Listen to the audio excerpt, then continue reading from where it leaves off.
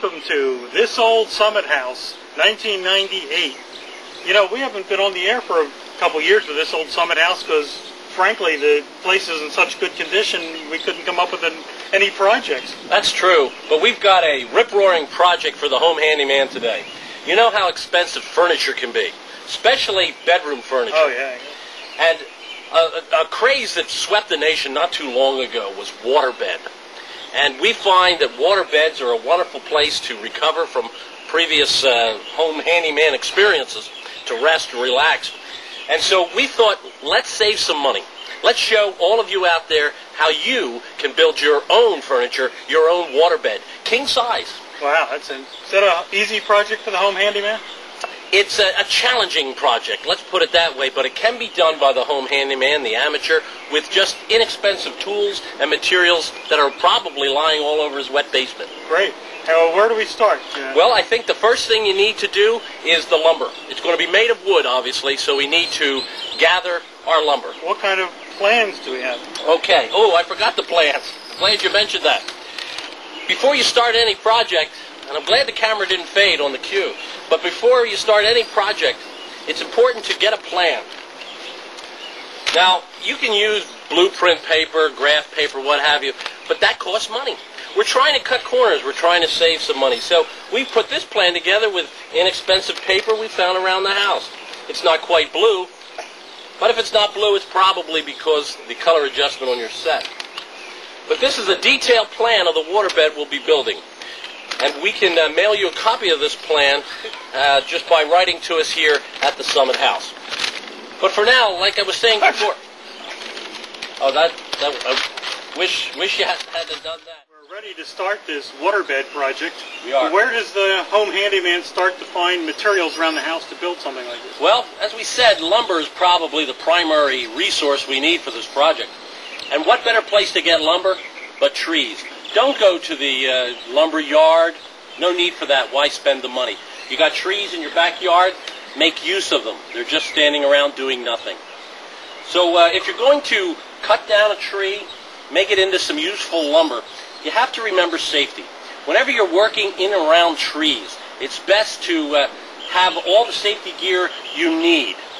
So if the camera will zoom back, you'll see that I am in readiness for this project.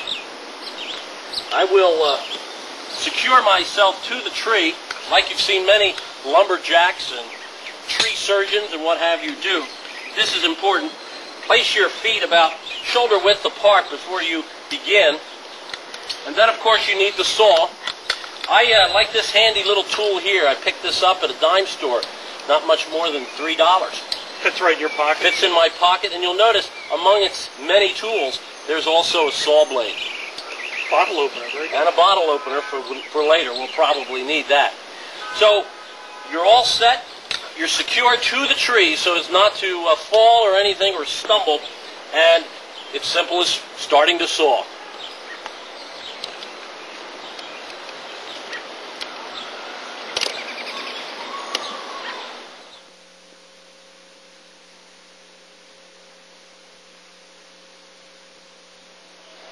Whew. Well, it took some doing. I'm afraid this is all that's left of the knife. But you know, I can always get another one. It was worth it for the money we saved getting our lumber. Tree's gone. But we did save a significant amount of money. Look what we got out of that tree. Fine piece of lumber. And we'll save. We don't have to go. Of course, we'll need more lumber than this, so we will have to run to the store and get some. Well, but we've certainly saved us. Or we can look around and see what else we got around that we can use. Absolutely. So I think we've assembled our lumber. Whatever other pieces we'll need, we'll get in the next break. But I think the time has come to plan our work site. And I thought, a little bit unusual, why don't we do it outside? Why not? Right here, where it's cool, in the sunshine, and close to nature the whole bit. And people aren't complaining you're causing interference with the television and things like that. That's right. All the noise of saws and what have you. Let's do it outside. The neighbors can know that you're doing a project. That's right. So why don't we just set up, hey, over there, let's go.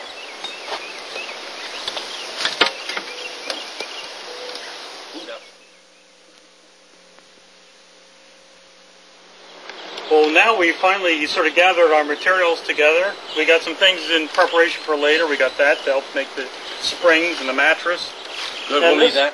This board we found, this is just attached to the back of the hutch in the dining room. Doesn't seem to be serving any purpose. Doing anything. It'll come in useful. As a matter of fact, this will be the first piece the dishes that we need to work on. That's right. The dishes sort of lean up against the wall. It makes no difference. This, right?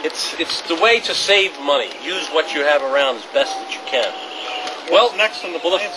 First of all, you need to consult the plans, and the first cut on this board will be a 36-inch cut. Now we have a tape measure because its accuracy is absolutely essential. So let me measure 36 inches. And it's always important to measure twice. And anytime you do any project, measure it twice. Okay, that's 36 inches. All right.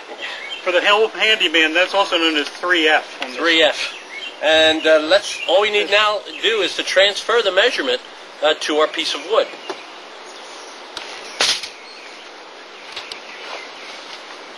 Okay, John.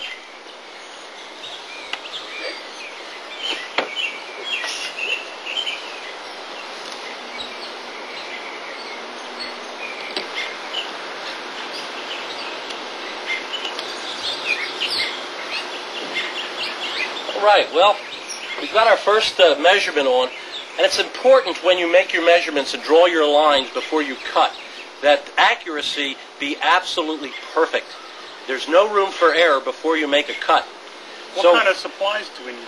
Nothing real expensive. I did purchase this level. I believe that's called a level. Some call it a whiskey stick for reasons unknown to me. But we're going to try this. I got to draw a line, and if you'll hold the board steady, I will be able to draw a level line. Excuse my back. That's an occupational hazard in the home handyman business. This is why you want to have all the equipment you need handy. That's right. We have these saw horses here, and this comes in handy because I can sort of lean on this while I'm holding this, and that keeps my hands steady. That's a great idea. It also idea. gives you a place to sit on. That gives you hands-free for refreshment. That's right. That's important to the home handyman because you don't want it to be drudgery. You want it to be fun. So I'm going to set this up. There's a little bubble in here that we use to establish the level, and you'll have to hold that steady there, John. And everything is perfectly level. This is essential to be accurate. And I will begin across. Wait a minute. Let me drink this soda. That's okay. So it's a minor problem. Let's just set it all nice and level again, and we begin across. Oh, sorry. Excuse me. How about one more time? Third time's is a charm. Let's go ahead, and everything is level where it needs to be, and we're off. Okay. Oh, that's pretty good. You got a line. Well, that's a start. That's how you draw an accurate horizontal type line. But what about vertical lines? They're a little more. You can't use that bubble because the bubble's out of sight when you try to use it for a vertical line. So handymen always use little plumb bobs. I knew a plumb bob once. He was in the Army with me. I'd like you to hold this right here, right at that exact spot. Be careful, your hiccups are gone, I hope. We won't even need the pen. That's the beauty of a plumb bob. And we will unroll this bob. It's a chalked line. And when we get it nice and tight, right exactly where we want it to be, it's a simple matter of just snapping it out. Gotcha. Well, we better try that one again. We got sort of two lines, and what I can do is just say, no. What's in this thing? Not this one. Then we'll know, of course, to use the other line. Let's move this over because we have to make a cut, and it's essential that it be 6 inches. I think that's probably 6 inches. So let's set this all up one more time, and we'll try this. Here we go, and snap. Well, that wasn't too bad. I think that's it. Why don't we take a short break, and we'll get all our lines drawn and then begin the sawing operation.